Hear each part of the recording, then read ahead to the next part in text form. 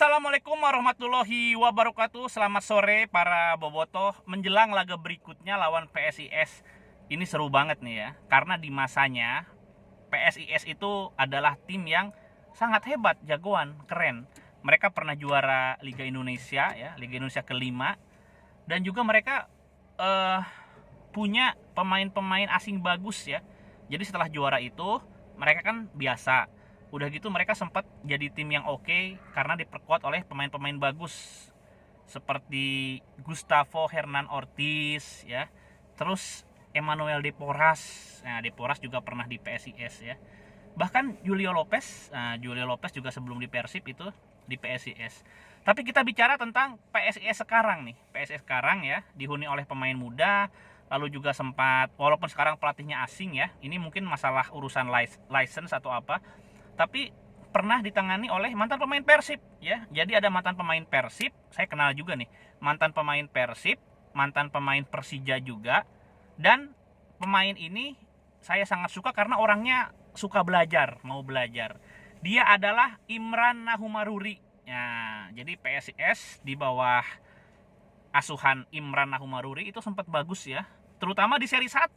Seri 1 coba lihat, balik lagi arsipnya. Di seri 1 itu PSIS tampil sangat mengesankan ya. Kemenangan beruntun, sulit dikalahkan, mainnya impresif dan lain sebagainya. Setelah dilatih oleh pelatih asing sebetulnya ya nggak jelek-jelek amat ya. Cuma memang banyak yang menginginkan Imran langsung turun lagi memegang PSIS. Nah, untuk Persib PSIS saya punya prediksi kalau nggak ada hal-hal yang di luar dugaan, paling sial kita draw ya, lawan PSIS. Nah, saya justru tidak akan membahas itu ya, itu mah udah standar lah. Besok kalau misalkan saya ada waktu kita buat prediksinya ya. Nah, tapi saya ingin membahas tentang gestur ya, reaksi dari David da Silva. Nah, David da Silva, pemain Persib, mantan pemain Persebaya yang sangat bersinar ketika memperkuat Persebaya, itu kemarin melakukan perlawanan ya. Jadi tampaknya setelah sukses mencetak gol perdana, kepercayaan dirinya meningkat, dia memberikan perlawanan. Dia melawan siapa? Yang dia lawan adalah supporter klubnya, yaitu Bobotoh ya. Jadi dia melawan Bobotoh Persib. Nah, Bobotoh seperti apa yang dia lawan? Adalah yang ngebully dia. Jadi kemarin itu kan sempat ada masa di mana Persib ini kan tidak diperkuat oleh pemain-pemain andalannya ya, termasuk para pemain asing, bomber-bomber asing, karena pada positif COVID. Nah, setelah positif COVID itu kan Bobotoh nyari-nyari nih, wah penyebabnya apa? Karena dianggap merugikan klub ya. Nah, ternyata ada beberapa pemain yang mungkin dianggap ya tidak mematuhi prokes, malah main, malah liburan gitu ya. Terlebih David da Silva ini kan pemain Brazil ya. Saya sempat dengar info sih, tapi saya nggak akan bilang terlalu detail ya, bahwa memang ada semacam party dari salah satu negara Amerika Selatan ya. Ya udah, ya ada party itu dan ngajak beberapa pemain gitulah. Oke, intinya itu udah nggak perlu kita bahas ya. Nah, intinya di komen-komen di postingan Instagram David da Silva yang lalu tuh, terutama sebelum dia mencetak gol, wah itu Bobotoh mencemooh ya, ngomong seenaknya juga tuh. Kata-katanya nyebelin, kata-katanya kasar, memojokkan dan lain sebagainya gitu ya. Nah, David da Silva mungkin tahu karena dia kan ngerti bahasa Indonesia ya. Dia diemin. Tapi kemarin dia bikin postingan di Instastory-nya ya, bahwa dia itu sebetulnya mulai melawan Bobotoh yang sering membuli dia. Jadi membuli terkait nggak paham prokes dan lain sebagainya gitu ya. Karena kan di beberapa Instastory memang terlihat pemain-pemain asing, pemain-pemain Amerika Selatan ini jalan-jalan, nongkrong dan lain sebagainya gitu ya. Nah, David da Silva ini menuliskan kata-katanya cukup tajam juga ya, bahwa katanya dia itu bukan seekor anjing gitu. Lalu dia itu bukan tahanan gitu ya, dia itu pesepak bola. Masa iya sih pemain sepak bola nggak boleh makan keluar, makan makanan yang sudah dipesan bersama keluarganya? Nah, dia mengatakan seperti itu gitu ya. Jadi hentikan omong kosong ya. Jadi para Bobotoh itu disebut hentikan omong kosong, suruh tutup mulut kali ya, dan tenang saja gitu. dia sebagai seorang pemain profesional tetap akan mematuhi prokes ya, prokes gitu. Jadi intinya bobotoh ini supporter yang sering menghujat di kolom komennya jangan banyak omong.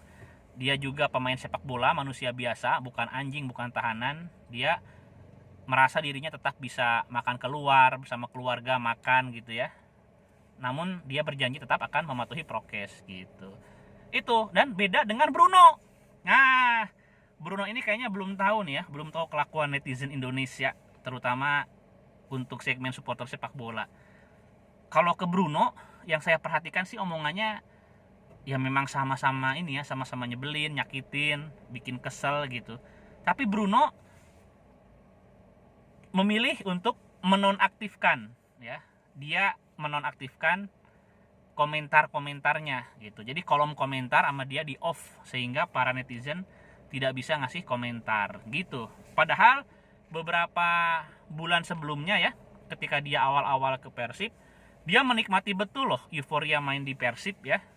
Supporternya banyak, lalu follower Instagram dia juga meningkat drastis ya. Tapi ternyata tekanan-tekanan itu membuat dia untuk kesehatan mental juga kali ya, memilih menonaktifkan komentar di kolom komentar dia ya, di akun Instagram gitu. Ya ini pilihan ya, ini pilihan. Nggak semua pemain juga berani atau cukup bernyali untuk menghadapi bully-bulian di dunia maya ya. Ini pilihan. Dan semoga dengan pilihan Bruno ini minimal mental dia tetap terjaga ya. Karena kan kalau baca-baca tiap hari kata-kata makian, menghujat, memojokkan, itu bisa bad mood juga ya. Nanti mainnya malah nggak bener gitu. Oke teman-teman, itu dia sekedar cerita ya. Jadi duo Brazil beda cara nih menghadapi bulian para netizen, terutama bobotoh. Bruno memilih menonaktifkan komentar di kolom akun Instagramnya, sementara David da Silva melawan dalam tanda kutip gitu ya. Tapi ini wajar sih, yang satu kan gagal penalti ya kemarin ya, walaupun dia ngasih assist ya, ya not bad lah. Tapi yang satu David da Silva nyetak gol perdana, percaya dirinya tinggi, dia melawan gitu loh. Oke teman-teman, apapun itu ya, kita selalu berharap suasana tim makin kondusif karena perjalanan ini makin terjal ya, lawan Arema, Persija, Persebaya. Ya tim-tim seperti itulah, tim-tim yang membuat kita malu di putaran pertama ini belum dihadapi di putaran kedua gitu ya. Oke, nah nanti besok lah kalau sempat ya kita buat prediksinya ya. Oke, assalamualaikum warahmatullahi wabarakatuh.